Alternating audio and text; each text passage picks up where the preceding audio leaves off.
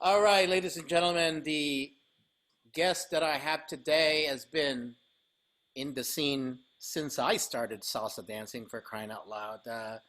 Whether you went to the first LA Congress, second LA Congress, the first New York City, or even the second New York City, New York Salsa Congress, uh, you cannot miss this man because uh, number one, he's gonna kick you out in the room when the party's over. That's right. That's right. You are absolutely. You are so right. He kept things in order.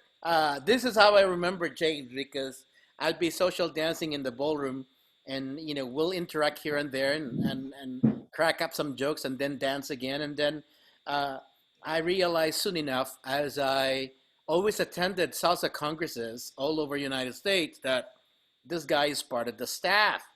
I didn't know that until I got involved in the staff, and I got involved in the San Francisco Salsa Congress back then, where he was also there. Wherever Albert Torres was, James was there. I Uh, guess. I even guess. even in the days of Choco, who used to be the organizer of New York Salsa Congress, he was there also. David Melendez, uh, all the big congresses that you can think of, James was there. The reason I brought him here is because he is a witness to just about everything you can think of about congresses, uh, the how the congresses run, how the people are, the celebrities, our own celebs in our community. Hmm. He knows them. He dealt with them. He worked with bands. Uh, he usually worked the VIP area there, and if someone is messing in the VIP area, they get kicked out and all of that stuff. James, welcome to the podcast, my friend. Thank you. Thank you. Thank you. I appreciate this opportunity to go down memory lane. Yes, You know. indeed. I haven't seen you in a long time, but thank God for social media. I see your post. Oh yeah. Yeah. Yeah. I try to use social media primarily to just uh, express the things I love. I love DC. I Yeah, love Marvel. I love salsa dancing. I yeah. love I Which one? love Which do you prefer, DC or Marvel? Okay, wait.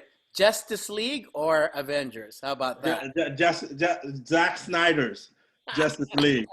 And the only reason I even wrote this on my Facebook page last night, the only reason is I was telling a friend last night, superheroes are reactive. Yes, Supervillains are proactive.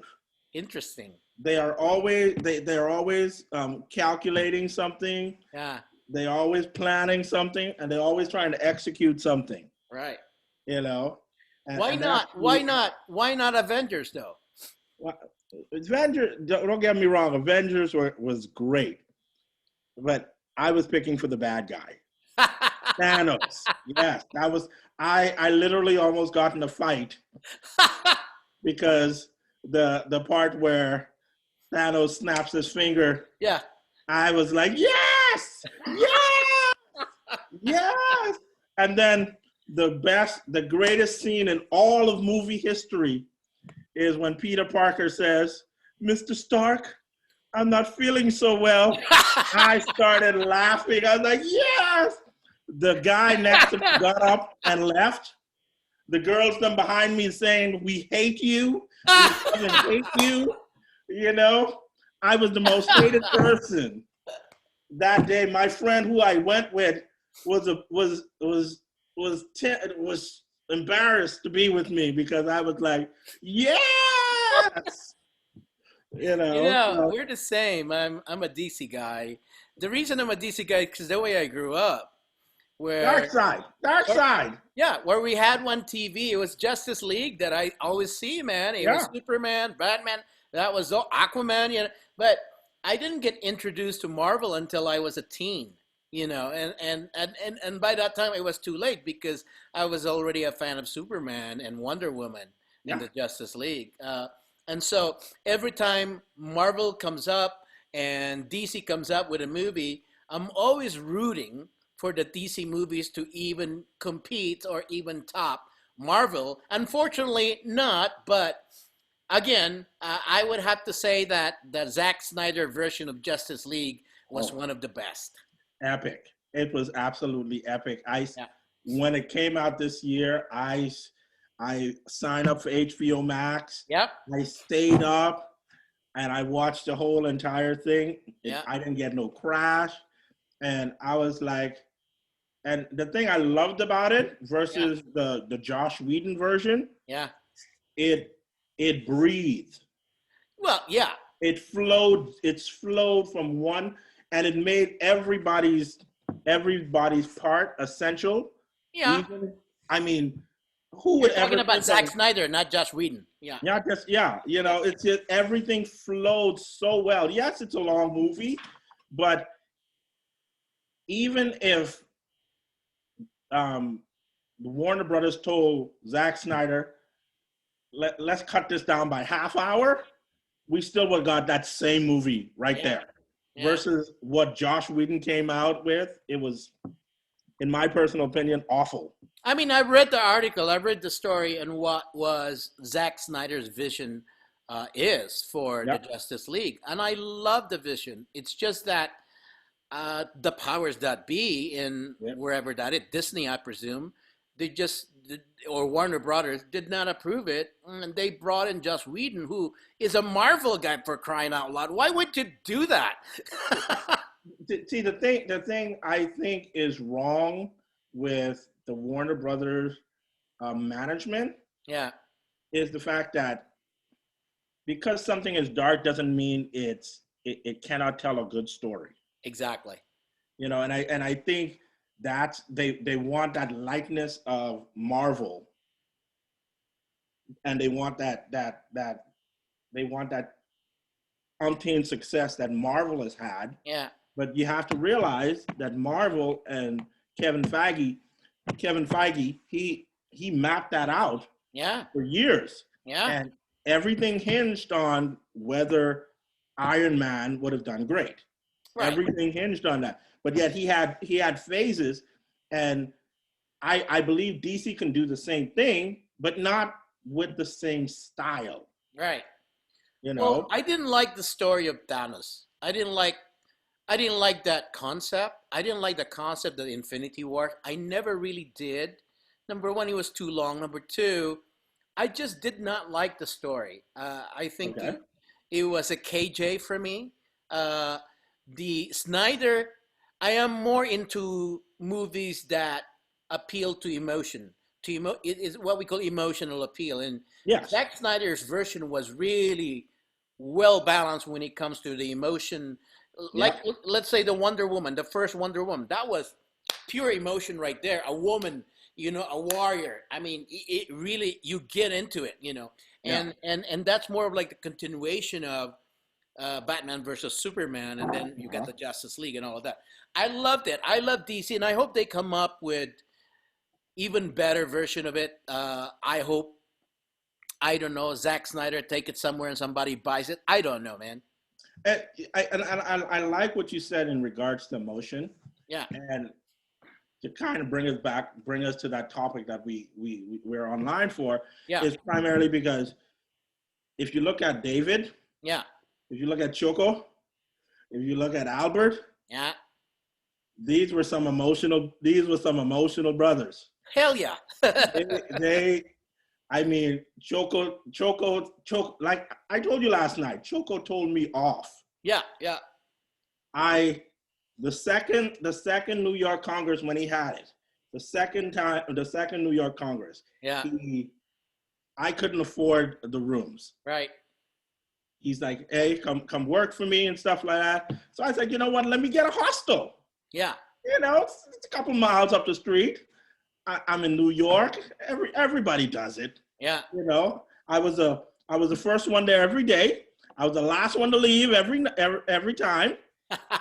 You know, and the day I was leaving and going home, I told him, I was telling Curtis what happened. Yeah, These Europeans were in the room, and this boy was just throwing some loving on this poor girl, yeah, and I was like, okay. So Choco hears about that. He goes ballistic on me. He goes absolutely ballistic where he says, dude, are you trying to embarrass me? I got this whole hotel with 100+ rooms and stuff. Yeah. I could give you a room. You working for me. You're the first one. You're the last one to leave. And you staying at a hostel? Don't embarrass me like that, man. Don't embarrass me, man. That was like, Choco. That's Choco indeed. That's Yeah. Choco for you, man. And he would tell you like it is, because he was like, look, if you're going to do good by me, I'm going to do good by you. Yeah. You know, regardless of whether you like his style. And I think most of the conflict that folks had with Choco was more in terms of style than in content. Right. You I know? mean, he did things that no Congress had done before. He started those things. Yep. You know, of course, he always followed suit with David Melendez, which was pretty much a model for Congresses, like the Sunday nights. The Sunday nights, to those of you, ladies and gentlemen, who's just new to Congresses, the Congresses we used to attend, James and I, we're the best one. I used to call them glory days because I don't see them anymore. I don't see fun on Sundays anymore. The part where Ismael Otero will dress like a woman on a stage or do some dips and all, you know the spoof shows, on Sundays. Albert would have one of the dancers make fun of him Yeah. because of something that happened. Yeah. He'll dress up like Albert, or Yeah. David Melendez will do these trippy things on stage and stuff. Yeah. Yeah, you're right. But James, let me ask you this: how did you? Okay, first, what was your first salsa congress, and then how did you start working for Albert? How did that happen? My first official salsa congress was in 2000. I went. A friend of mine by the name you probably well know, Mr. Corwin Jackson. Yes, indeed. He says, "Hey, let's go to the LA Congress." By the way, bro, Kerwin, if you're listening to this, the very first time I met Kerwin, I saw his picture. I thought this guy is, I had an idea what type of personality he is. The moment I saw him dancing on the floor. Amazing. Amazing. The guy has full of energy, man. energy. And that's what I love about him. Yeah. He's the same through and through. Yeah. So he says to me, "Hey, let's go to the LA Congress." And I was like, "What's a Congress?" Yeah. And he kind of explained it, festival, go dancing and stuff. It's like, that kind of makes, sure, I'll go. And it was the most epic thing I've ever been to. Was that 2000? Was it the second one or first one? That was the third one, I think, because the first one. If it was the second or third one, I'd never missed an LA Congress from the first to the 6th. Okay. Yeah, so I was there for sure. 2000 was because he started in 98. So 2 years later. Yeah. So we get there, and I remember meeting Albert that night. He asked us where we were from. I told him we were from Utah. Yeah. We came with a whole bunch of friends of ours to dance and stuff like that. I said, "Yeah, you're gonna have a good time, And at the time it was him and Maya, and I don't know. I gravitated more towards Maya. Who won? Not only because she was beautiful, but she was the most down-to-earth person at that time I've ever met. Albert was a little bit intimidating, but if you needed something, you go to Maya, and she got it done. Yeah. And so we got to that first night, and it was just the welcome party that first night. It was in the hotel. Yeah, it's a pre-party. The pre-party. Yeah.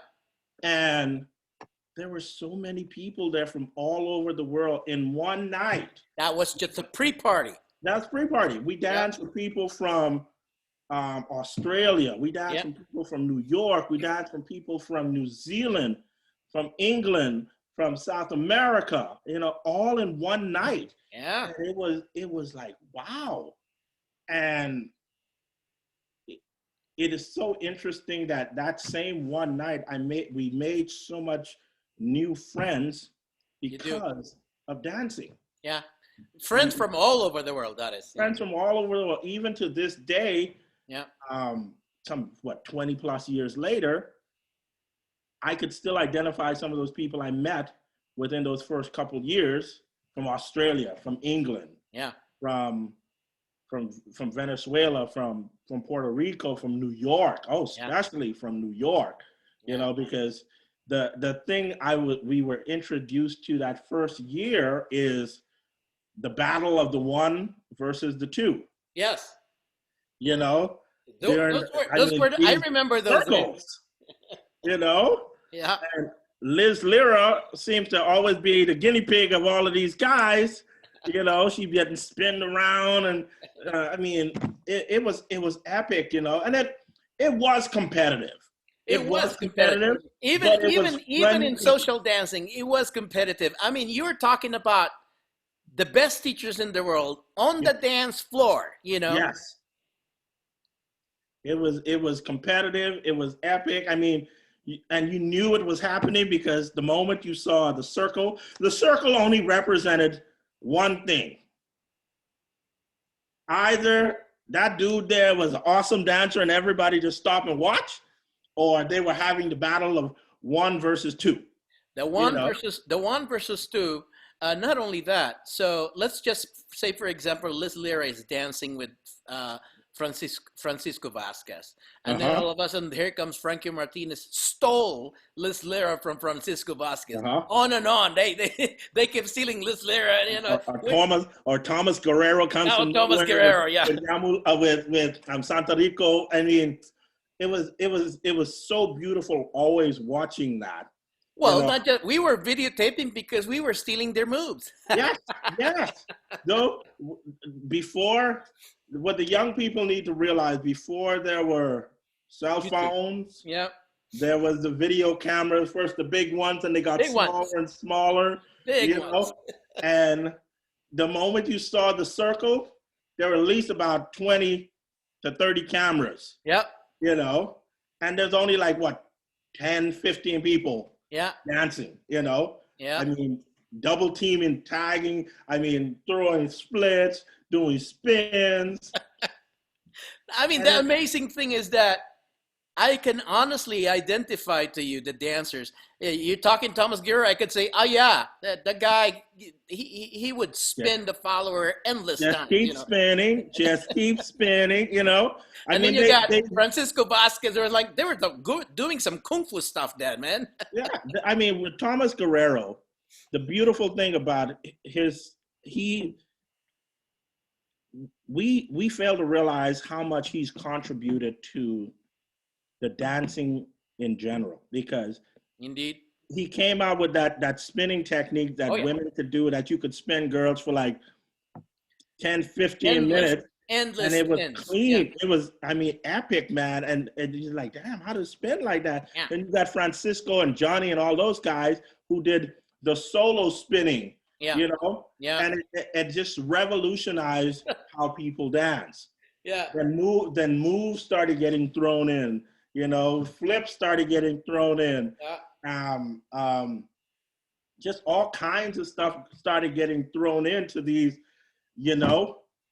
Who is better, East Coast or West Coast, on one or on two? The thing is, we could never have decided nor put a conclusion to who was better. It was more of like apple and oranges, you know. Yeah.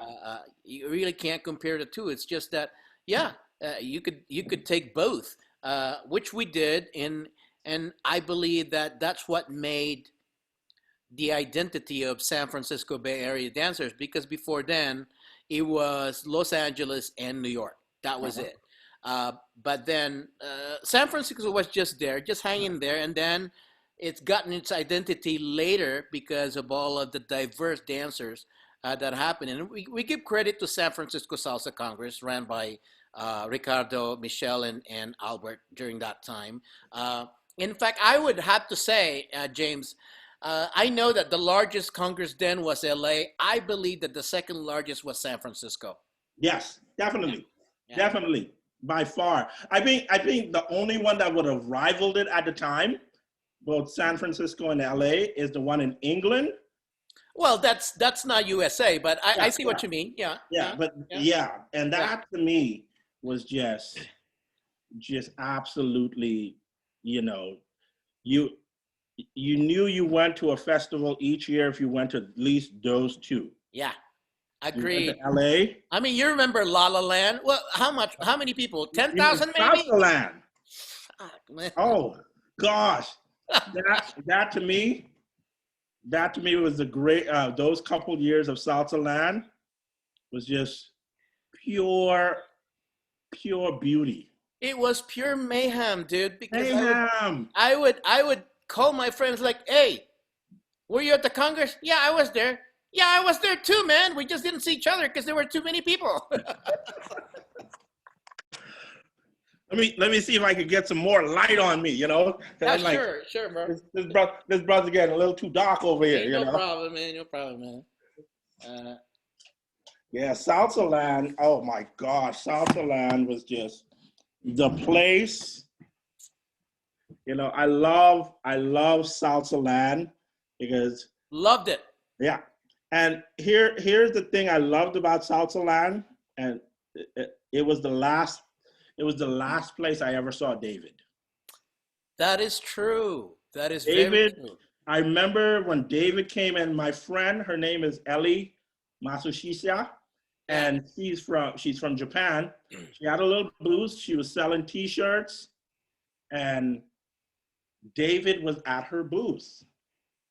And I remember come walking in, it as though it was the most beautiful person I've ever seen. And because David looked like he had a glow on him. Yeah. Yeah. I was like, David, you look good. And he was like, yeah, thank you, man. Like, You would and say and that. he was dressed in all white. Yeah. He was dressed in all white, and he looked like he had this glow on him. And he's like, I was like, what's going on? I didn't like I said, I did not know he had cancer. I didn't No know he one had any, knew except the close ones, you know? yeah, no one knew. And it wasn't until a few weeks after, in fact, a week and a half, 2 weeks later, I flew back to LA and I went to Granada. And I'm sitting there, I'm talking with Alicia, Raul's wife at the time. And I was like, man, I saw David. And he looked so gorgeous, so beautiful. And she basically had this sad, somber look on her face and said, James, David passed away. I'm like, what do you mean David passed away? I just saw David. In my mind, I just saw David, and Yeah. and she was like, yeah, David passed away.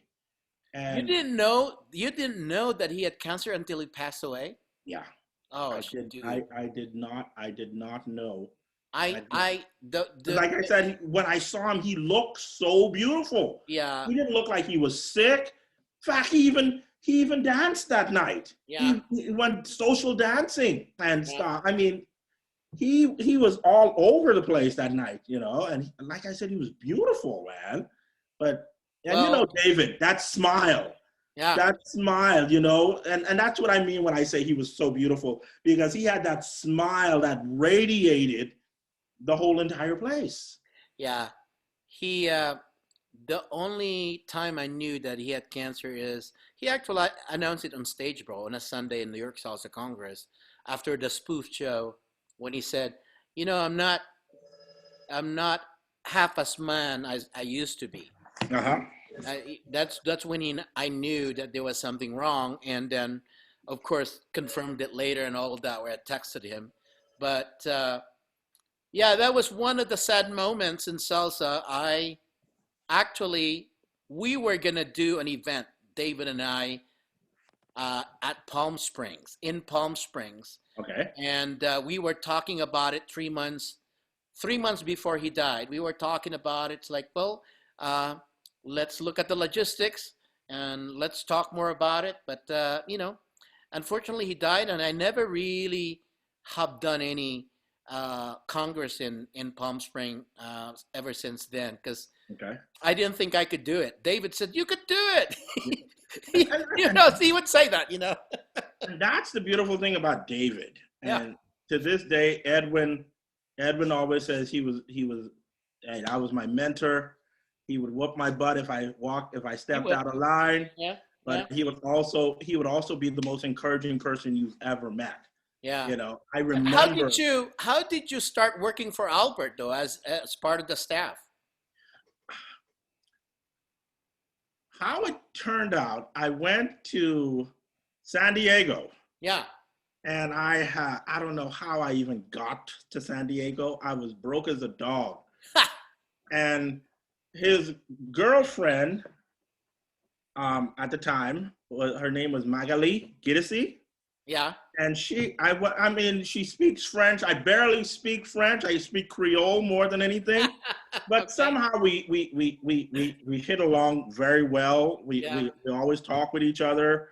And I went up to her and I was like, "Is there any way you could ask Albert if I could get a pass?"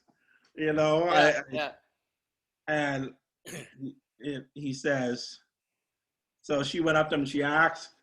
She comes back and he says, "Sure, you can have a pass." But he said, "Hey," he asked, "Can you come and help Yeah. for the World Latin ESPN Championships?" Yeah. Yeah. Yeah. And I say, "Oh, sure, no problem. It's in December. It's not like I got anything better to do, you know."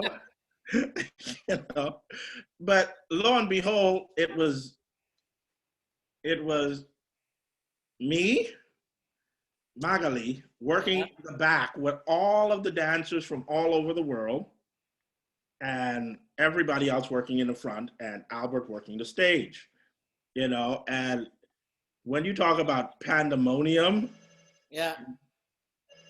hold it 1 minute. Let me turn this phone off. You got it. Yeah.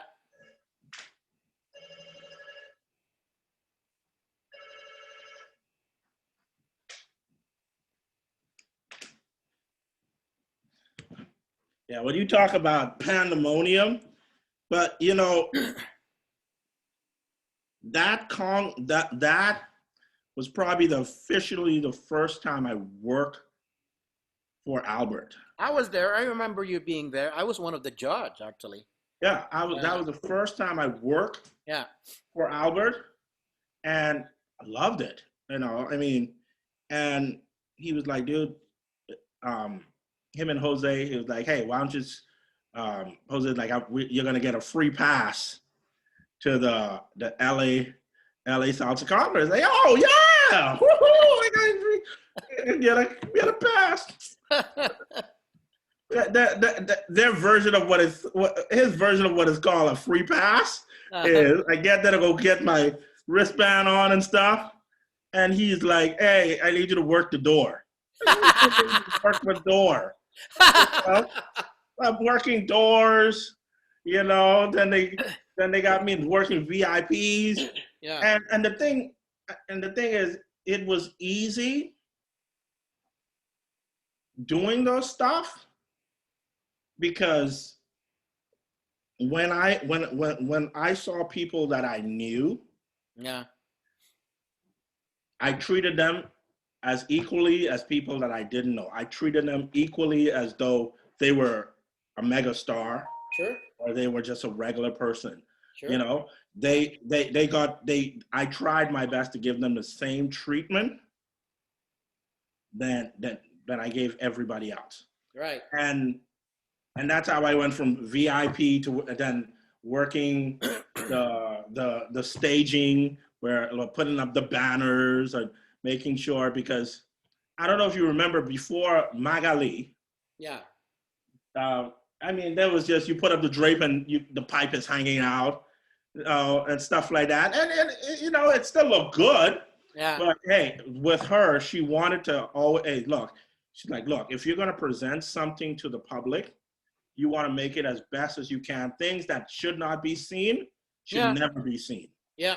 So we started hiding the pipes behind the drapes and stuff, putting up banners, making the stars them feel like stars, because when you could see your picture on a banner, Yeah. or your silhouette on a banner, that gave you a sense of pride, that gave you a sense of, hey, this is big time, Sure. you Sure. know? And that's how I started working for Albert. And every year, he would say, hey, I need you to, can you work this? Can you do this? Sure, no problem, Yep. Yep. And it became, you became one of the staff. And one thing I loved about Albert, regardless whatever people thought about him, if you disrespected his people, it was like you were disrespecting him. Yeah. I remember him telling a singer off because he was disrespecting one of the girls then. Yeah. I remember him telling a dancer on stage, on stage in front of everybody, you disrespect my people, it's like you're disrespecting me. Let me tell you a story about Albert that has done something for me that I'll never forget. At the San Francisco Salsa Congress, where it was held at the airport at the Marriott, uh, it was held in Oakland, but before that, it was held at the Marriott in San Francisco. And I had a girlfriend who had a dog, a Pomeranian, and it was a dog-friendly hotel. So we left the dog in our room, and the dog was probably barking all night. And of course, the neighbors of our room probably complained to the management, hey, like there's a dog there, and blah blah blah blah. And so they called me in. It's like, well, guys, you can't stay here. I was like, what do you mean? I was like, well, because we got complaints about the dog, but it's a dog-friendly hotel. Why are you kicking us out? We could do something about it. You could transfer us to a room where the other neighbors will not be there. Well, we can't do that. This and that. And so we were having problems. I was fighting with the hotel, and they wouldn't budge. I told Ricardo, hey, Ricardo, we have a problem, bro. I mean, they're kicking us out at this hotel, and we don't know what to do. I was like, hold on, let me call Albert for you. He called Albert for me. Let's go, Rodney. I was like, let's go to the reception. We went to the reception. Albert fought with these people for 2 hours straight. I was like, do you know what we're doing for this hotel? We're making this hotel money. And if Salsa Gang can't come in, I used to head things called Salsa Gang. If Salsa Gang can't stay here and everything, well, we don't have any business here. I can't believe you were doing this. You're making hundreds and thousands of dollars at this hotel for my event. And one of my VIP, you weren't even treating well. I would have, at that time, James, at that time, I was not close with Albert. I was not a friend of his. He only knew me of my Salsa Gang day, salsagang.com, so he gives me a pass, as a media. But I don't know him personally, but here he was. He was fighting for me for 2 hours, talking to the manager. And that is something that I will never forget about Albert, because that relates to what you're saying, that he treats just about everyone. Yeah, and I remember in San Diego. Yeah. There was the security guard at San Diego Festival, and these guys were just bullies. Yeah. The security guard. I mean, they would come banging on your doors because you're talking too loud, Yeah. And this one particular security guard, I think he got into Albert's face. It's me, it's Albert, it's Manuel de Santos, and we're about to start throwing blows on, get in a fight with these security guards and stuff. And Albert tells them, look, he goes to management, he says, look, I don't want to see any of these guys anywhere around my event as long as we are here. If I see one of them, we will never come back to this hotel again. Yeah. And believe it or not, we did not see those guys for the whole entire, they got some other guys to man the doors. Yeah. They got some other, wherever the hotel got these guys from, because it was like, look, if you're going to be disrespectful to his people that he's bringing there, because like you said, he's making them money. Yep. They are staying in your rooms that they are paying for. You're not giving these away. They're paying for this. Yep. They're going to your little cafes and they're buying coffee and all this food and all this stuff. Right. They are paying for it. So you need to give them, regardless of however you feel about Latin or the culture, because we don't want to talk about it, but sometimes it is underlying, it's there. Why are these Mexicans or the foreign people here? Oh, I got a story for you.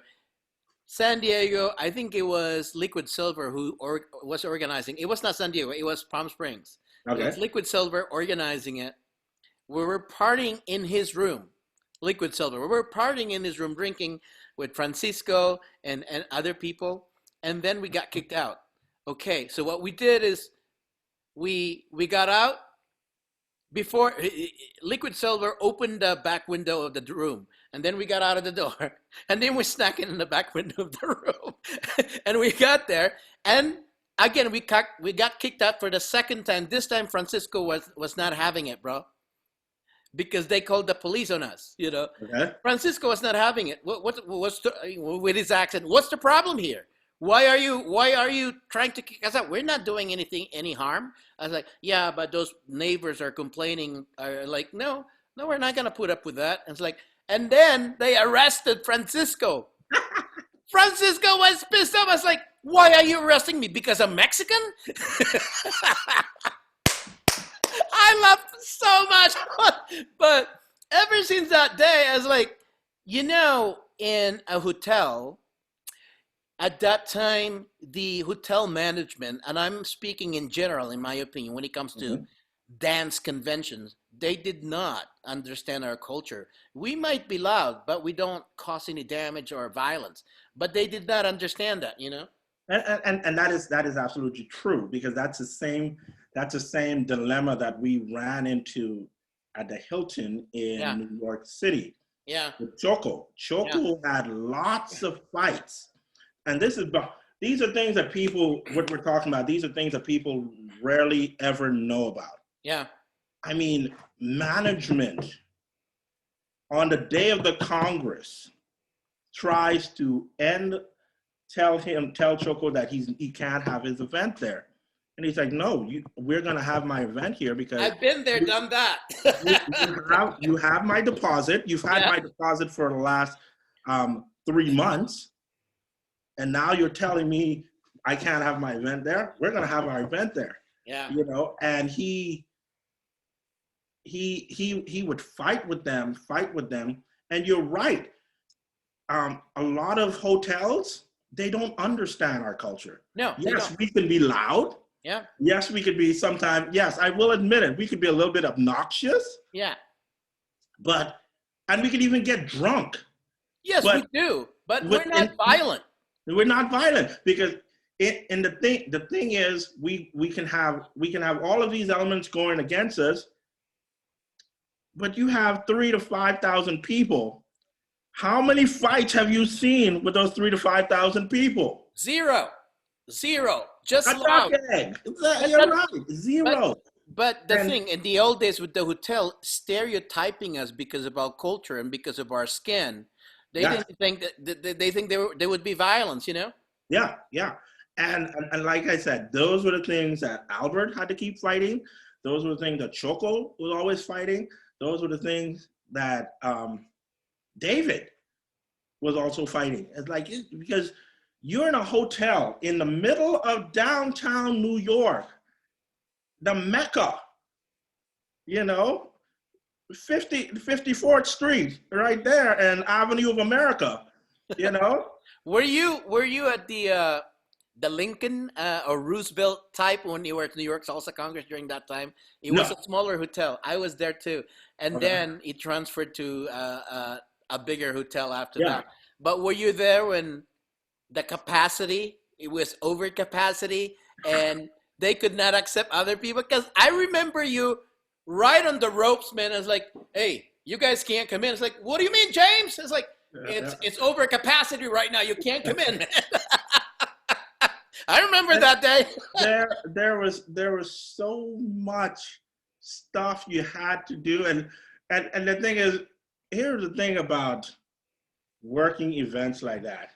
You have to be able to break the bad news. Yeah. And still keep a friend. Yep. You know, even if you had to, even when you were over capacity, yeah, and you had to sneak them in, you know, go to the back way. You know, it's like, hey, you can't go through your, you know, let me walk. But the way you handle it, I like it, because no, you can't come in, bro. I mean, it's over capacity. Once people get out, you can come in. And then some people are thinking, hey, you can't come in. I mean, you were not mean. You're just, dude, from my side, from my point of view, from my side, you're this tall and you're this big. There's no way I'm gonna mess with you, man. I may have been the description that you just gave, but there are times it was so terrifying. I bet. It was so terrifying telling folks, because not working the VIP section. Yeah. You're literally working the VIP section. Very important people. Right. I remember one time we had some stars coming to the LA Congress. Yeah. And they checked in Queen Latifah. They walk her up to me. I remember that she was there. I do. Yeah. Gorgeous. I mean, gorgeous woman. Yeah. I put her on my arms and I was like, I will take care of the queen. Nice. And it was her and her bodyguard. Yeah. And I seated her at one particular way, and a bodyguard, and I said it probably would be best to have her seat here, that you can be in the back of her. Yeah. That she, you know, and he said, yeah, that's a good idea. You know, and those are, I mean, so many stars came through. Yeah. But even with those so-called stars that we had from time to time, just regular people. Just regular people. Regular people who came in, and I mean, regular, humble people. They don't think of themselves as the star, so they need to be treated well or whatever. No, they're just regular people. I mean, two of my favorites who are probably great friends who knew Choco, who knew Albert, who knew David, was Alvin and Debbie. Oh, I see. Yeah. Alvin unfortunately passed away last year. The early part of this year. Yeah. And every single year, hey, if they were not there, I'm thinking something's wrong. Every year they're there consistently. Even with the last year when Albert got sick and he was in the hospital, and the day the Congress started, the day that he passed away, I remember her calling me, Debbie calling me and saying, hey, I don't think we're gonna make it because it's just too heart-wrenching. And it was so beautiful to see them that night, and says, you know what, we gotta do this, because he was our friend. Yeah. He was like part of our family. Yeah. And those are honest, beautiful people who I always did my best to treat, like I said, everybody in the VIP, you know, because I literally made a fool of myself one day. And I went on stage and I was like, look, you guys are VIPs. Y'all need to start acting like VIPs, all right? You know, you're supposed to be having more fun than the people on the other side of that rope, you know? And they started laughing and started doing, you know, and it's just small stuff like that to remind them that, hey, regardless of wherever they're sitting, they have good days and they have bad days. They love certain things. They don't love certain things. They know the art very well, and they know the music very well. Do you think James, do you think that the dancers, I mean, I'm talking about the pro dancers that gets hired at Congress, have an understanding on how a promoter runs the business and how a promoter runs the event? Do you think they, in to this day, do you think didn't they now know 100% what promoters go through? Because back in the day, nobody knew. They always thought that Albert, David, and them are just making a lot of money and all of that stuff, and all they care is about money. Do you think that this today that the dancers have now connected that promoting is a fucking tough job? Oh, it, I think I think one person who wanted to always make sure that dancers was educated on that was probably Choco. Yeah. I remember one Was time he I was he transparent about it? not necessarily transparent, but what he wanted those dancers to know is that before we even get you on stage, I have to secure a venue. Yeah. A venue that sometimes is not necessarily friendly to not necessarily the art, but who you are. Yeah. I have to secure that. I have to secure that with a down payment. And sometimes a down payment, for example, just the Hilton alone in New York City, $100,000 down Not as a surprised. deposit. Yeah. That's even before the event starts. I know. That's just the deposit. Yep. $50,000 to $100,000 just for a deposit. And you also had to secure certain things that dancers them at the time did not know about. Yeah. Bar tabs. Yeah. You had to have some form of guarantee. Hey, this is how much your people is going to drink per night. You know? And this is how much your people is going to book rooms per night. Yes. And Yeah. this is, and you have to have room blocks. Room blocks. Yeah. Yeah, you had to secure. You had to guarantee this is how much room block we're going to fill If up if your people do not book this type of room, you're gonna pay for all of those empty rooms. out of your pocket. Yes. Yeah, and then that's just the venue. Yes. And then there is flooring, Yes. lighting, sound. Yeah. You know, And and if you want to set up a stage, that's another cost right there. security. Yeah. And in essence, most of the time, you really didn't need security, but it was always it was a good thing to have them there Yeah. because They require that now at any of my event. They require it because yeah, again, they don't understand the culture. So yeah. So they the security and also what, security, then your own staff. yeah. You know, because the truth of the matter is there are staff who are getting paid to work with you, and there are Yeah. staff who's also volunteering their time in order for instead of you paying them, they're volunteering their time in order to get a pass Yes. for the event. Correct. So all of that things have to be put in place. But here's also the other things that most dancers them never truly know about. Yeah. And that is the nightmare Well, the nightmare. What that happened with comes that? with all of that. The In my nightmare that, in my opinion, as an organizer, what happened to Choco at that time when he was declared overcapacity and then the fire department going back and forth, somebody ratted him out at that hotel. Maybe he had an argument with hotel management or something, and yeah, they just didn't want him there. That's why they ratted him out. That's why because that never happens before, man. That police does not or fire department doesn't come to any of our venue unless they didn't want him there. You know. yeah. And those are the things that as a good promoter, you don't want your people, you don't want your stars, your your audience to see Yeah. those things because the greatest thing in show business, the show must go on. Absolutely.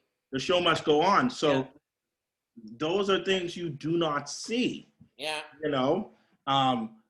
insurance for the event. Oh, the insurance is I something mean, else. you paid all of this stuff, and plus you Yeah. have to insure the event just to make sure that nothing out of the ordinary happens, you know? And these are Ladies and all, gentlemen, if you're watching this, and if you're one of the promoters that watching this, make sure you get insurance. I could tell you from my experience yes, that had I not gotten insurance on every one of my events, except there was an event that I hosted that I had to start Kenny Miranda with, uh, and I secured him a hotel, and there was an option to get insurance or not get insurance. I got an insurance for like $500,000. Dude, that carpet was ruined by a pouring of red wine. whew, And I got it from the management. The management like, Rodney, it's a good thing you have insurance because it's going to cost us to replace the carpet. That's the reason you need insurance. oh yeah, and all of those things, like I say, all of those things, dancers them never know about these things, and No. which is a good thing, because in order to have a good event or a great event, Yeah. it's like LeBron James. Whether you like him or not, you don't see the amount of hours that he's practicing. Put in, yeah. You don't see the amount of hours behind the scene that he's doing to perfect his craft. Yeah. And being a promoter, that is a perfected craft. Yeah. You know, because problems arise in an instant. You know, I mean, especially, for example, New York City. We have room blocks. We have racist management. We have these things where even our VIPs who went to the lounge upstairs on the 50-something floor was denied entrance because of the color of the skin. Oh yeah, I've seen that. Yeah. And you have to deal with that because you have to deal with management and say, hey, look, the only thing you should need to worry about is not the color of my skin, but the color of my green that I'm bringing to your hotel. Yeah. You know, and the thing is, because the thing you in business and in promotion, the thing you have to remember, if one person is disappointed, that's anywhere between 10 and 100 people that knows about it because of that one person. But you rarely hear about the one person who was satisfied, you know. Yeah. Yeah. And these are the things that, because you're really working for that one person to be satisfied with this. I remember with David. You work with the major congresses, major festivals that I know of. You now presently work for BB at the Reno Latin Dance Fest in Reno, which is one of the largest congress now, in my opinion. Mm-hmm. I've never been there, but people tell me that it's pretty big. I think it gets like 3,000. Anywhere between 3,000 to 5,000 or more. 3,000 to 5,000 people. And that's unlikely in Reno, believe it or not. And so I applaud him there. I told him that. But what do you think, if you were to compare the congresses now to the ones we had before, what do you think is missing? Ooh, that's a good question. Good question. Because we were a hardcore attendee, you and I.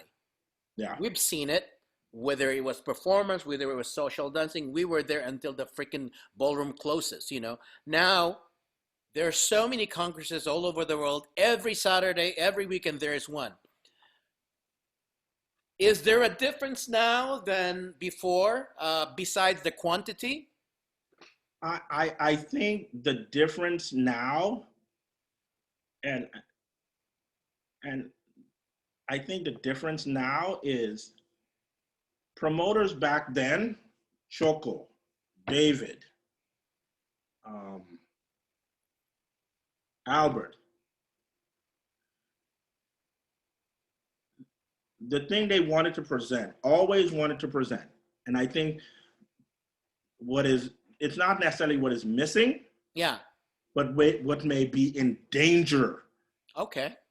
May be in danger is the Right. simple fact is, Albert used to always say that you are telling a story. You're not just performing. Yeah. You are telling a story that has a beginning, And then. a middle, and an ending. Yeah. An introduction, a Yeah. body, a conclusion. That's how you write a good paper. Yeah. That's how you do a great performance. Yeah. And the dancers, them today, are more talented, Yes.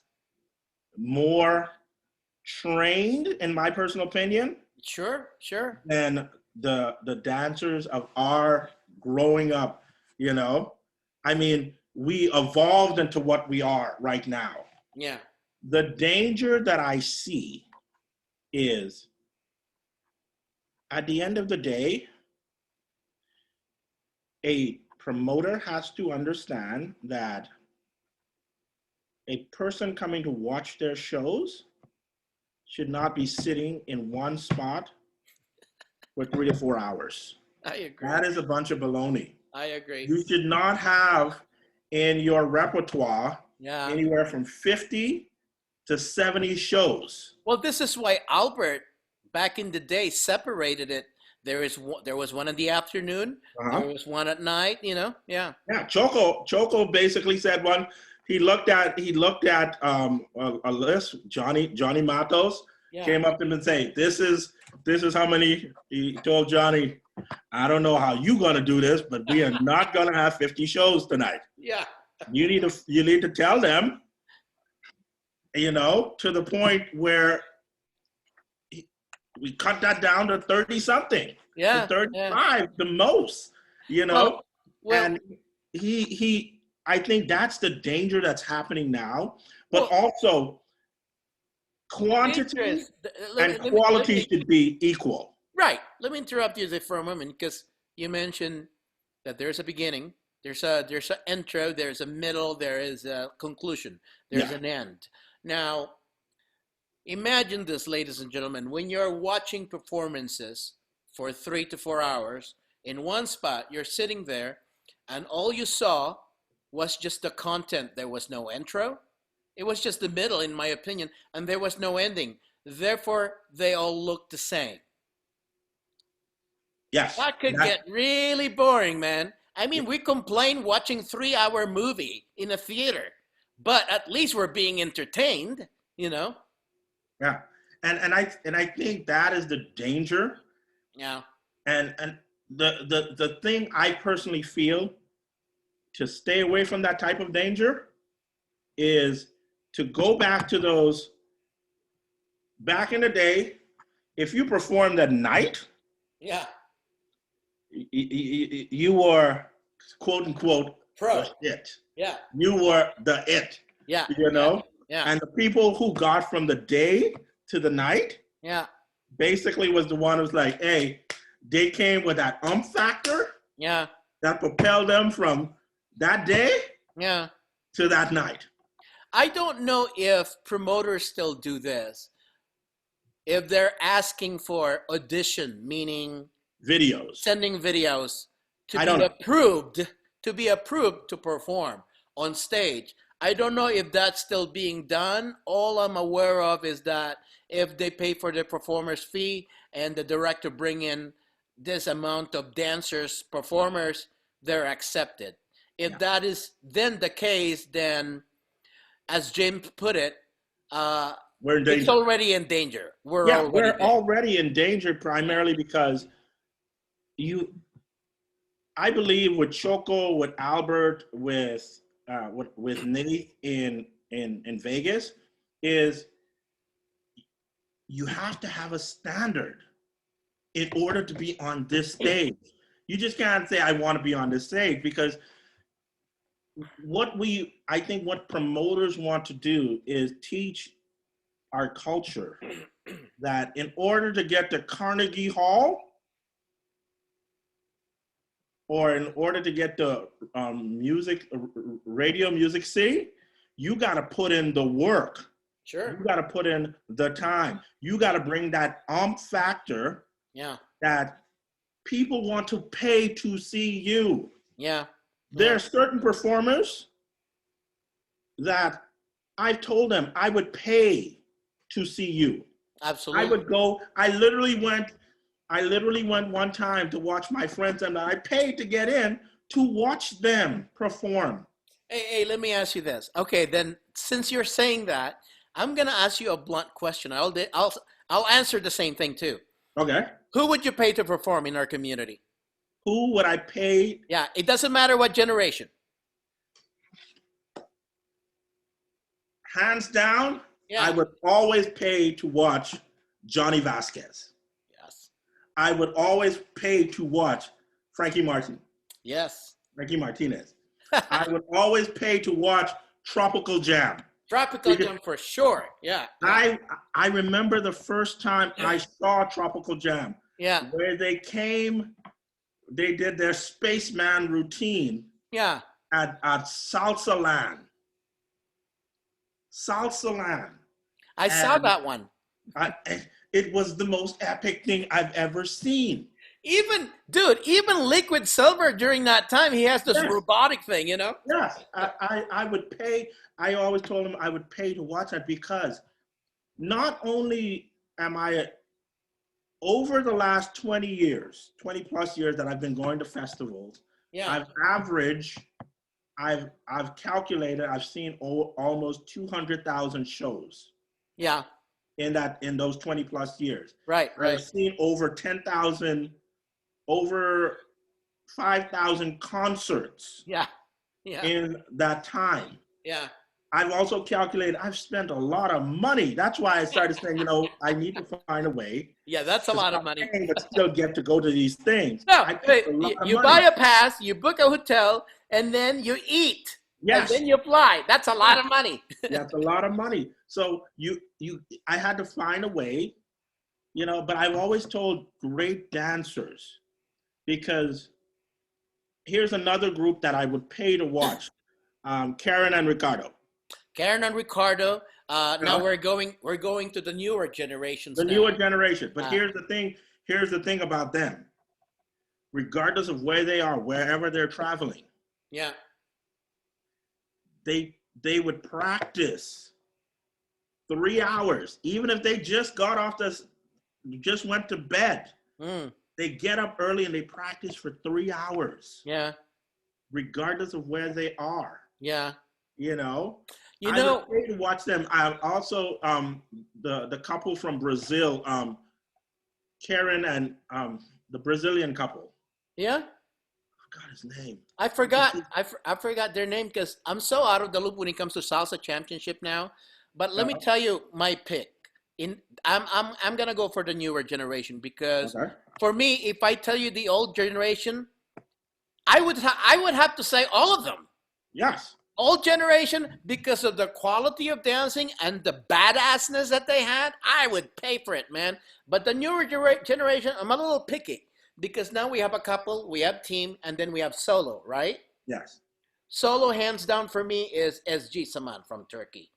That girl, if you haven't watched her video yet, you got to go to YouTube. Oh yeah. She's It's from amazing. Turkey. She does She, solo she, stuff. she She does performed ballet and oh yeah, my yeah, God, she my God. performed. She performed in LA the last She when is Albert died that awesome. year. She is awesome. She performed, and Yeah, everybody was so blown away. And she said her only regret was not to be able to perform have Albert watch her. that is true. You And know, and I agree with her because Albert will take her everywhere, man. she The was moment, yeah, she was absolutely yeah. phenomenal that night. I mean, her techniques are just flawless, bro. I mean, Yeah. I To haven't tell you seen a that in a story long about time, her. unless it's the old days. And then Team Alma Latina, I still like him, even especially their old version. Alma Latina are pretty good. Mhm. Of course, Yamule when Definitely. in their old days and all of that I stuff. would pay to watch them constantly. Yeah, and Ricardo and Karen, of course, when it comes to couple, those are my pick, dude. Yeah. And the thing, like I said, this is the quality that must be protected, Yes. but this is the quality that must be enhanced and increased Yeah. as well. Because the thing is, I don't know if you've noticed this about Latin people. They are biased. Of They're course. not fair and they're biased, but they're biased. If their They're kids are performing, if their teams are performing, they're yeah. yeah, yeah. But even if it's a bad routine, they would still cheer for them. And I'm like, No, you're not doing them a service. no, not at all. In, and if we talk about the present now, it's not that the audience that were there that were being so loved because that's their team. The problem is the people in social media and Facebook. Oh, that was a great routine. No, it was not a great routine. Oh, You just gave him a false. You know? yeah, and it's true.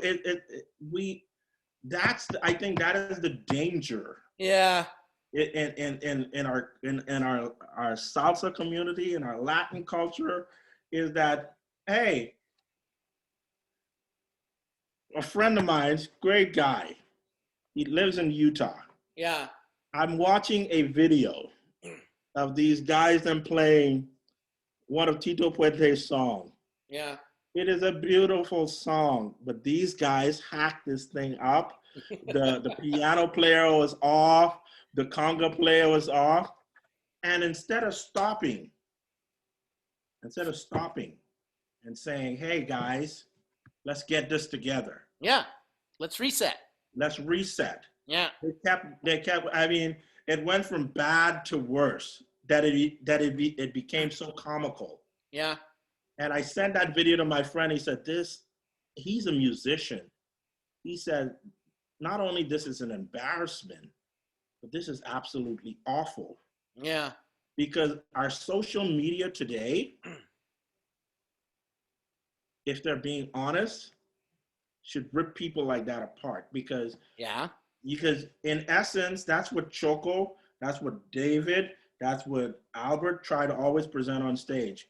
yeah. If people are going to pay to watch you, give them your very best. Because I literally watched Albert tell a kid who was in tech performing, tech rehearsal. Kid was awful. Albert told him off and said, look, people are paying to watch you. Do not give them what you just gave, what you just put on stage, because you have no passion. Your technique is awful. Your timing is awful, and you have a bad vibe. Yeah. You know, that kid came back that night, and it was like somebody put a fire under his ass. Good. And he killed it. He killed it. Yeah. And I remember seeing him thanking Albert for and everybody who was watching it is, yeah, you could do, yeah.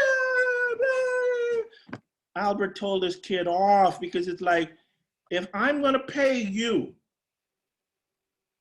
I think what all of these guys wanted to, these promoters wanted their dancers to know, if somebody is paying for something, they expect the best. Yeah, I agree. Value for value. Yeah, I agree. Even if they're your family, you don't give them crap because they're your family. You give them the very best because they're your family. Yeah. You know, John and Liz in San Francisco, hardest working team there is, I know. Yamule, Santa Rico, back in the day, hardest working team, Tropical Jam. You know, all of these guys, they put in the time, you know. Oh, they did. They mean serious business. They serious have their business. own diet. They have their own diet regimen. They have their own workout regimen. Yeah. You know. Yeah. And the thing is, that standard needs not only to be maintained, but also increase. That at the end of the day, if I am paying, regardless if I'm volunteering, even if I'm volunteering, I'm still paying in a form. Absolutely. I'm paying with my time. Yeah. So I expect, just like you expect the best from me, I expect the best from you. Yeah. Not the best on level 1. I expect if you can get to level 10, I expect you to be at level 10 or Absolutely. 9.9 Yeah. or as close to that as possible, you know, because at the end, like I said, at the end of the day, we're paying to watch you. And the more we can pay to watch you, the better your career will be, Yeah. And you and know? and I agree with you. I'm in the same page with you in that one. Uh, in the real world, when it comes to promoting, the promoters doesn't want to lose money, and so therefore they're gonna get as much as performer. They're gonna sell as much as performer pass they can. No need for addition.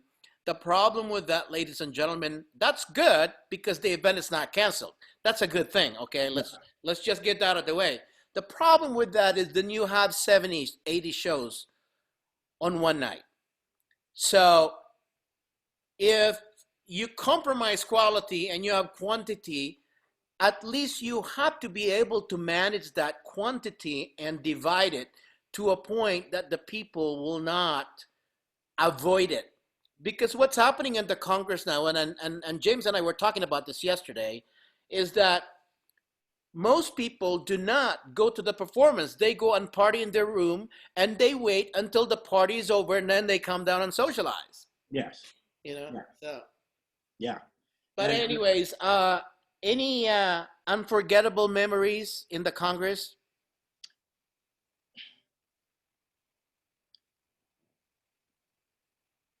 I remember a couple of years ago, Albert brought um, Gran Combo de Puerto Ah, El Rico. Gran Combo, yeah. Yeah. And I'm in there at the hotel there. There's a Subway, you know. I thought, yeah, I'm going to grab me something to eat, you know. And I'm in there. And on the line in front of me is Rafael, the head of El the Gran Combo, yeah. of Gran Combo. Yeah. And I was like, wait a minute. You know, I mean, down to earth guy. Yeah. Yeah. And I was like, you're Raphael. He's like, yeah, who are you? And we started talking. And I was like, you know, let me buy you, let me buy you lunch. And he's like, no, let me buy you lunch. No, let me buy you lunch. We're fighting amongst ourselves of who's Yeah. gonna pay for these sandwiches. Yeah. So he ended up paying, and we sat down and we talked. And these are the things that I will always be appreciative of promoters. Is that as a staff, you're not necessarily starstruck by these people, Yeah. but you start to see them as people. Yeah. Yeah. You can sit down and talk with them as people, not as oh, I want your baby. Starstruck. No, you Yeah. could sit down and talk with them as people. And I'm sitting there with Rafael, and I'm saying, how do you keep a band, a group of men with different talents, different temperaments, different all of this together, and to do it for 50 years? You have to Yeah. understand, this is the third time I'm going to be seeing them, Yeah. because I saw them twice in New York, and Yeah. Albert brought them twice in a row in LA. So this is the third time I'm going to see them. And he says, you know, James, you have to understand, at the end of the day, the only thing that truly kept us together, yeah, we fought like a family. We created as a family. At the end of the day, it was the money. Yeah. The money kept us together. And, That's true. and I said, what do you mean? He said, look, if we made in a year, if we made $100,000, we split that equally between everybody in the band. So basically, you would, even if you were the singer, you were getting the same thing. Yeah. Because you contributed to the end of the day to the overall quality of the product that we were offering to the people. If So we made $1 million, So James, are you dancing bachata now? I do. That's good. Not as much, but I do. Not like my friend Dale, man. My friend Dale was like, "No, I hate bachata." You remember? Now my friend Dale from New York, man. I love bachata. I love it. I love the creativity that the dancers today are putting into it. It's another art. Yeah, it's become an art. Yeah. But all of this to get back to the experience with Raphael, uh, all of this is simply letting us know that at the end of the day, we do this because we love it, but we also do it to feed our bellies, Yes, of to course. feed our egos, to feed our desire to create something, To live well. to live well. And that's why we do it. And once we can give somebody a brief moment, because truth of the matter is, festivals, congresses, that was my escape from my problems. Oh, I don't know where the rent money is going to come from. Right, right, I right. don't know. I'm not even working. Yeah, yeah. I don't know where the next meal is coming from. But for those few days, I didn't have to worry about that. And when I got back home, hey, things just worked themselves out. Pretty much. Pretty You much. know, Yeah. not perfectly, but they worked themselves out. And I think it's the same thing with all of these festivals, regardless if it's old school festivals of back in the day, South. To me, I will always forever miss Salsa Land. I will miss Salsa Land. Those 3 years that Albert had Salsa Land, oh gosh, those were epic times because He those used to three tell years, me he used to tell me how much money he made during those Salsa Land, and he used to tell me the generosity he would give out money, because at that time, James, as a promoter, we didn't have a business model. You know what I mean? yeah, Even when Albert started the Congress, he didn't have a business model like any other legitimate business in a structure. We didn't yeah, have that, because what did we do? We started a club in nightclub social, and then it progressed to Congress. That mhm, was our business model. But uh, back then, he would tell me, the Salsa Land, you're talking about 10,000 people, and the the only thing that I've always told him is, like, how come you just gave out money just like that crazy? Well, because I didn't know what to do with it. We were talking when I was judging, because one of the things I'll never forget of what Albert Torres has done for me is he recognized me as the person who popularized bachata in the United States. He made me a judge. He had me teach, uh, and those things. And he would often text me for bachata advice in his events. Another thing that I'll never forget about Choco, he made me a host. He he said, "Hey Rodney," he gave me a call. "Can you host the bachata room at New York Salsa Congress?" Are you freaking kidding me? New York Salsa Congress is having a bachata room? yeah, Fuck, and it I'm was in. packed, and it was packed, Yeah, yeah, and it was packed. yeah, yeah, And the thing is, the, Albert Albert did unique things. Choco did unique things. Choco yeah. had, and he paid the DJs and Yes, the people who came here to old school room yeah, where he during for a few hours during the day before the show start. Old people, as long as you are 50 and over, you yeah, got in for free. yeah. And talk about knowing how to watch the older generation. They knew how to dance. They know how to dance bachata, and when they dance bachata, you knew they were dancing Yes, yes, they bachata. were. You knew they were dancing bachata. Yeah. What we have today, it's bachata. Well, it is bachata, The but it's the old school modernized dance version. bachata. It's like, damn, you know. Yeah. And each of these guys, David, Choco, Albert, they Albert. Yeah. all added something unique to their festivals. Yeah. Because me and Curtis was Choco's right hand man. Right. I was Choco's left hand man, but Yeah. Curtis was Choco's right hand man. Yeah. And we were talking about it. He's like, dude, that guy introduced some stuff. He I did. mean, you would have the big banner with the red carpet. Yeah. That came from Choco. Yeah. Yeah. You know, I mean, you would and Albert, you would have these banners hanging on. That came from Albert.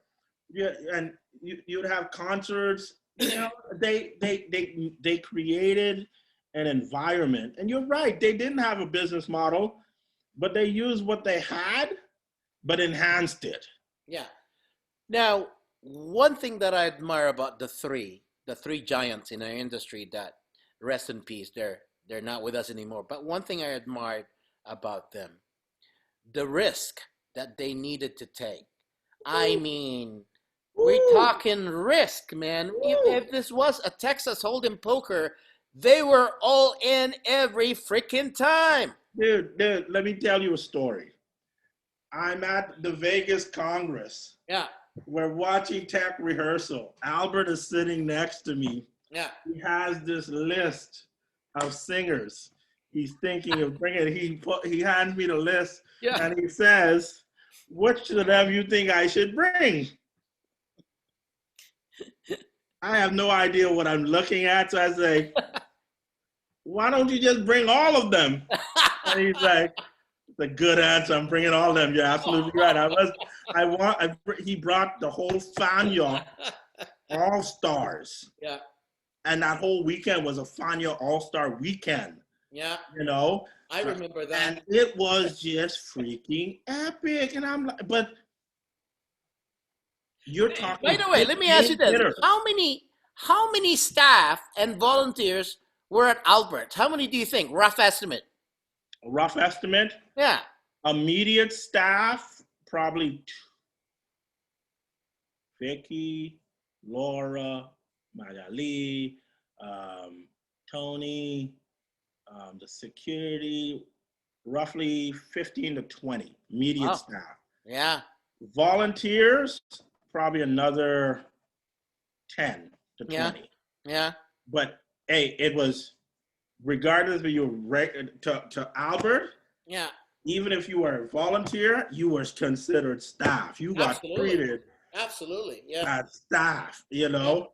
If you wanted to see one of the shows while you're working, hey, we gonna get somebody to cover you. Sure. You can go watch your kid perform or watch Frankie Martin perform, or Johnny, or whoever, you know. So it was about 20 to 30. But that's one thing I admire about those three giants that we're talking about, because the risk was big, but they just wanted everyone to have fun. Yeah. And you know, I give them a lot of praise for that, because. But they took a lot of criticism, and I think that's. Oh, my body is dying. Oh. His battery is about to die.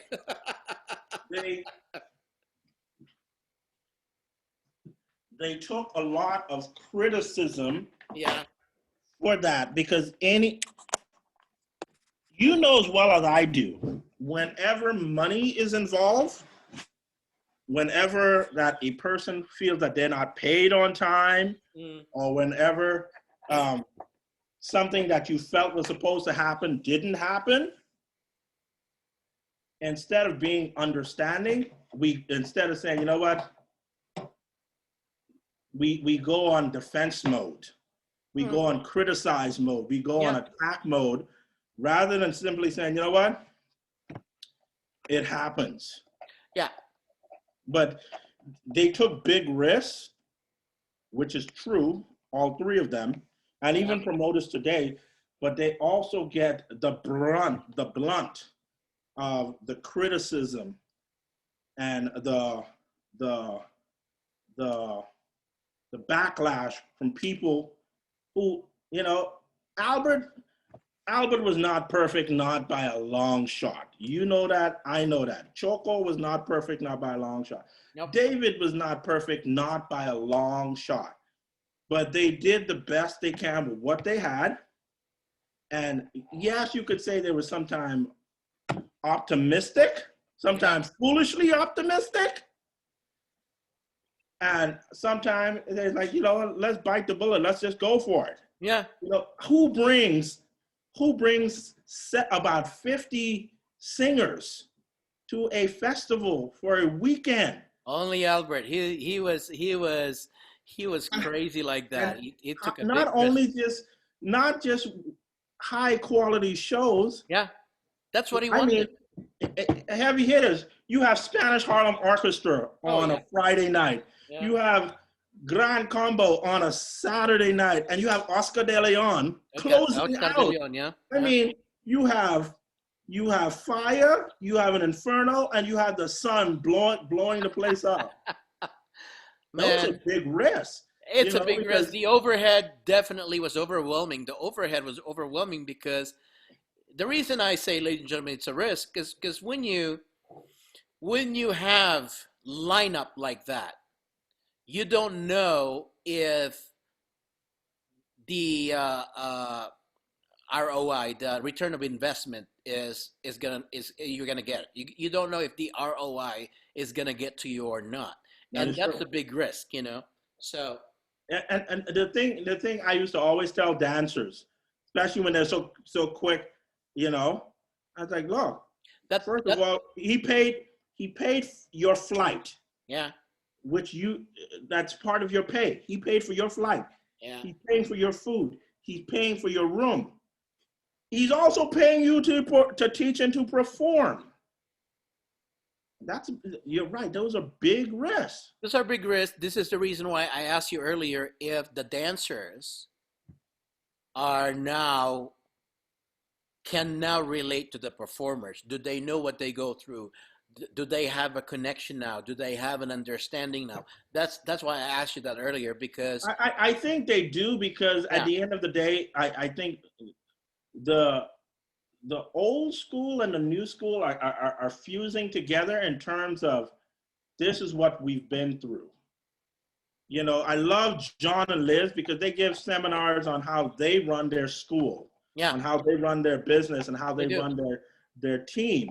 Yeah, But that's just a smaller version of a promoter, yeah, because and now he's running one of his festivals. yeah, I got to deal with the hotel. yeah, I gotta secure room blocks. I yeah. gotta do all of these things, And I have to do it in downtown San Francisco. and I gotta do it in downtown San Francisco. Yeah, So, and I gotta work with the rules and regulations of the city. yeah. I gotta close at this amount of time. I gotta make sure that my bar tab is met. Mm-hmm. I mean, all of these things, promoters them are constantly dealing with. Oh, Yes, they have a smile on their face yeah. when they're talking to you and me, but when the staff knows that, hey, you know, I remember if you miss Albert. one room block, that has to come out of his pocket. That comes out of his return on investment. Yeah. You know, Many years ago, Albert came to my Congress, one of the Congress I organized. I was like, Rodney, do you have a staff room? I was like, yeah. I was like, can I book a staff room? I was like, sure. Well, why are you here? It's a bachata festival, Albert. What do you need me for? He's like, no, I just want to visit you. I was like, I just want to visit how you run your Congress. I was like, all right, come on here, man.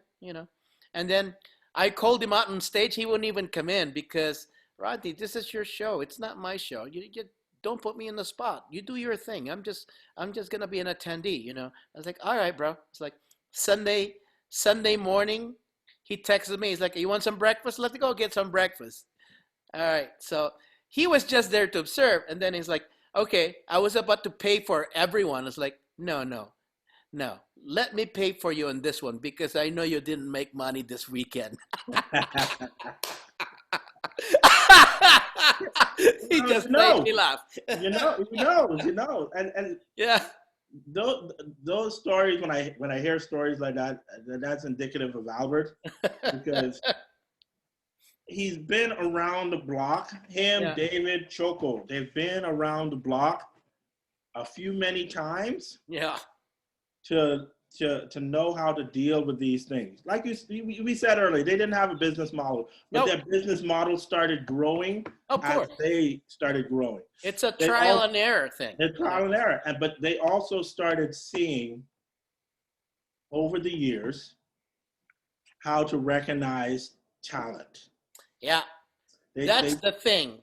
Uh, Here's one thing that not many dancers in the pro circuit appreciate. You are popular right now, besides the social media, because of certain promoters. When you were just beginning, they featured you, they promoted you. You have to realize that when you agreed to teach us a certain festival, a certain congress, by the minute you agreed, they are now going to promote you. Your name will yes, be exposed. And not too many people can do that because not too many people have certain community. Every promoters have their own community and then some.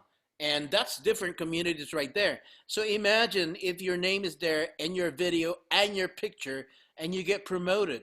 And there are so many artists that are not that are very ungrateful when it comes to this and that they forget where they came from.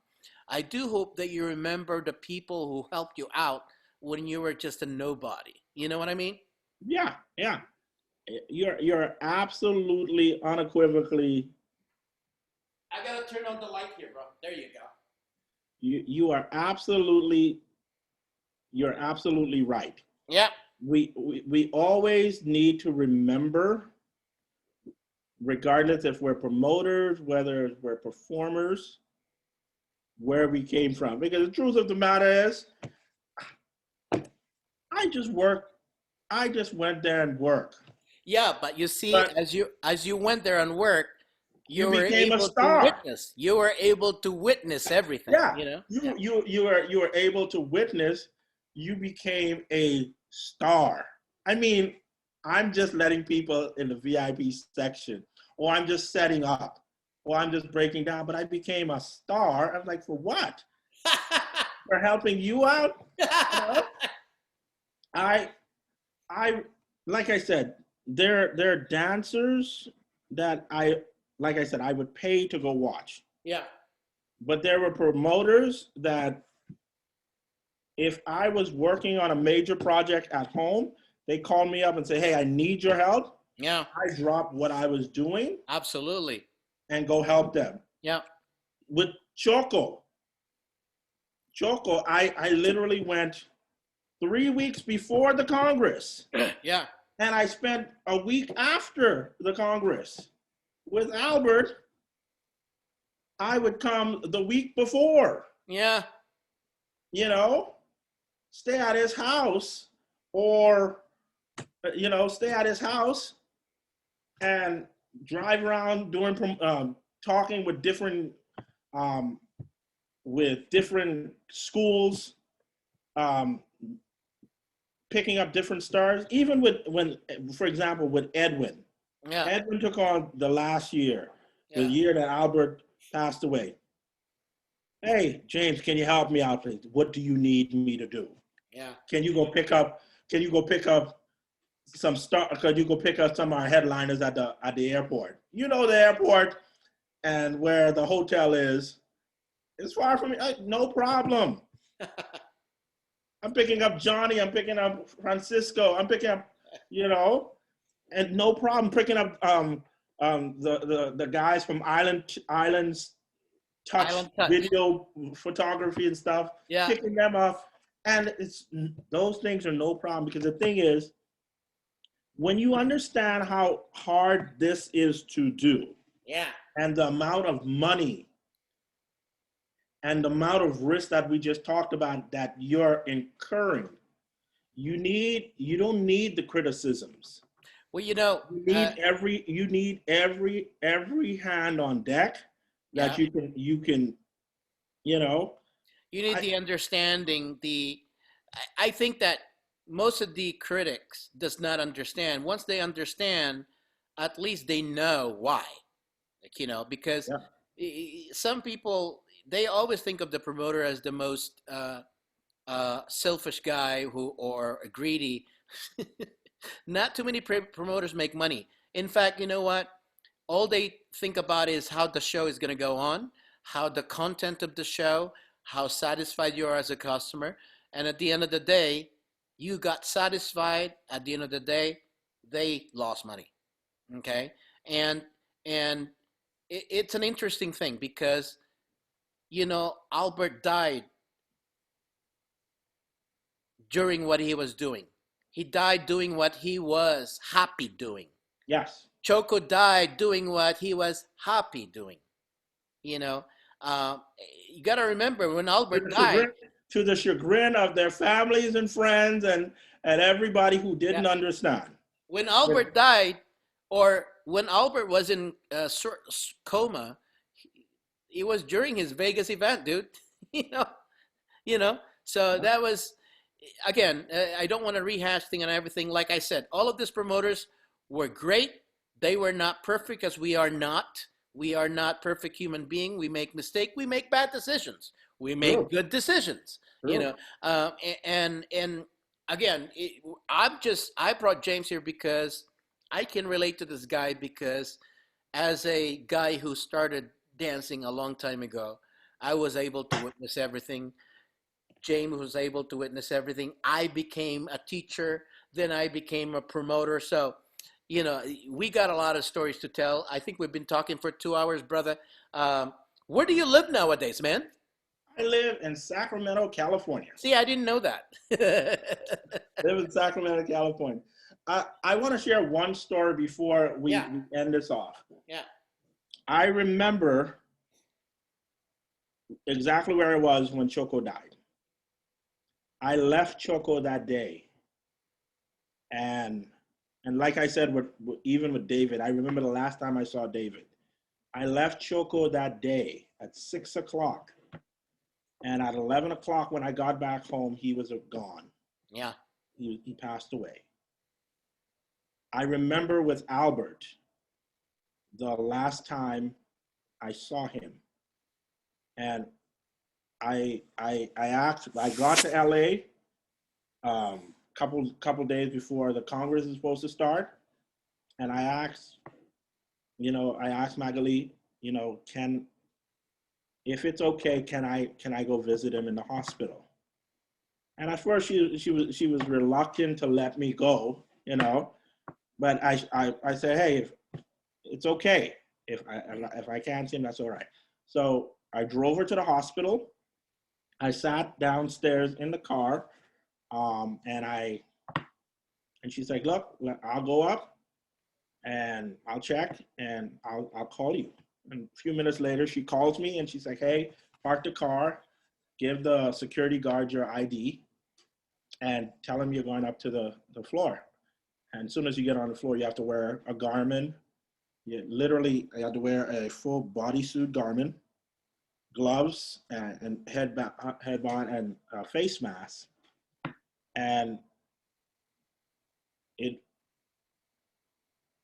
I remember praying for him before I even got there when I heard he was sick. yeah, This is Albert. He's gonna pull through it. This is Albert. This is Superman. You know. yeah. This is the one that Ray Barretto sings about. In indestructible. He's indestructible. And I got there and I saw him. He was hooked on to 3 machines. And every hope I had just seemed to vanish away. Yeah. And I remember that so vividly. But while I was remembering that, they were playing, the TV was on, and they were playing that American Got the buzzer thing, the American Got Talent. American Got Talent. Where Yeah. I'm like, and I said in my mind, I was like, don't you people know who this man is? This is one of the greatest Latin promoters of salsa music and culture and dance Yeah. in the history. Yeah. And I remember taking my phone out and playing that song that the lady sang on that movie with Cheyenne and Vanessa. Yeah. Dance with me. Dance with Me. Yeah. The one that the lady was singing in the club with all the other dancers and Yeah. Yeah. and I played that, and I felt him squeeze my hands.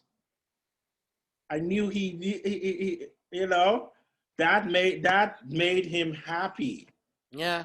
because that music, that the dancing, the music, the people that he was involved with, whether good or bad, Yeah. that made him Yeah. happy.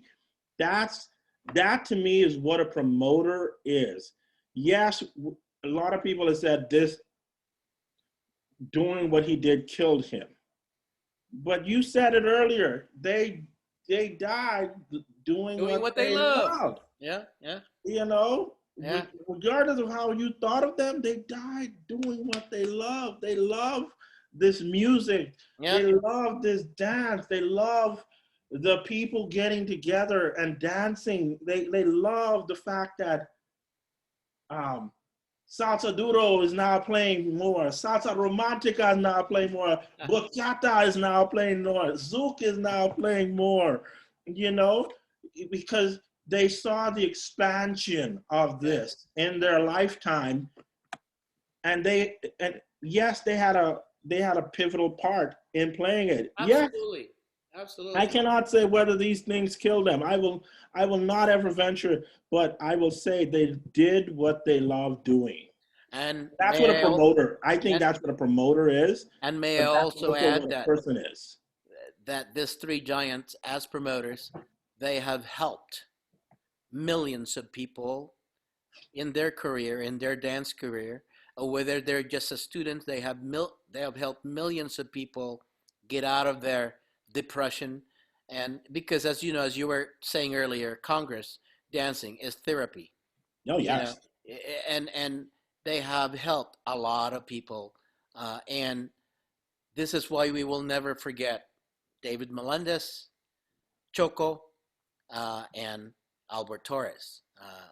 And I hope that to the people who can relate to us, talking about old days and talking about now, we hope that you will also forget these three giants and that in the present you will appreciate what people does in the dance community, whether they're just a volunteer, whether they're part from the staff, whether they're DJs, whether they're teachers, performers, or of course promoters. the floor guy, even the floor guy. Even the floor guy. Yeah, yeah, yeah. Bruce. I mean, that guy was just epic. And Choco, Albert, those guys, they love working with this dude, man, because it was like he may forget your name, but he knew how to do his job. He brought and here's the thing I love about Bruce saved a lot of injured knees. he sure did. The thing I will say about all those three guys is that regardless of whatever they got out of it financially, they always tried to give you the best. I mean, Absolutely, the floor, absolutely. the flooring, The flooring the was the most venue. important. The water in the corner where you need to drink, the water fountain or whatever you Yeah, want to call it. You know. yeah. Yeah. They make sure you have those things in order to continue to enjoy yourself. And you're right. They don't get a. They, I personally believe that promoters don't get enough credit. And not too many promoters get into the business because again the risk. But then, and I speak for myself, and I speak for themselves. Is like we're a little bit crazy enough to do it. That's all I can say, man. I think being crazy gives each promoter the chance, the energy to take a risk. Absolutely, To take absolutely. a risk on, yes, I might not make this ledge. Yeah. Or like Tom Cruise on one of his movies where he jumped over a ledge and he broke his leg, but he still kept acting. And I honestly believe, and you're right, the people who attend these stuff or even the critics don't even get to see what Yeah, is happening behind the scenes. yeah. They We're don't in begin to the see. we're in the business of being selfish, and unfortunately, there are so many selfish people who always think about themselves. Not that there's anything wrong with that, but I can tell you this: when it comes to Albert, Choco, and David, they were not only thinking about themselves, they wanted to make sure that the party was good. Oh yeah. Yeah. So If the party is good, and we'll figure out everything else afterwards. after. You know, sometime to the detriment of all three of them. Don't worry about it now. Come on, eat. Go party. Let's sing. We'll think about that later.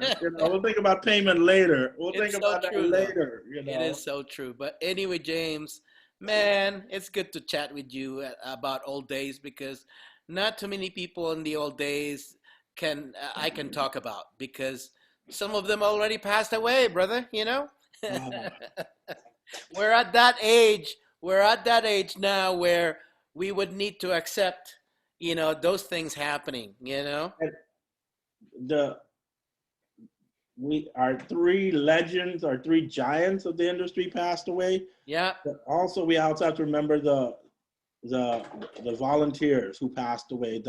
Absolutely. The people who attended who passed away. The dancers who passed away. It's this pandemic season has taken so much from us as a community. Yeah. And as a promoter, like you said, the volunteers, the great thing about volunteers is that 100% of them don't get paid.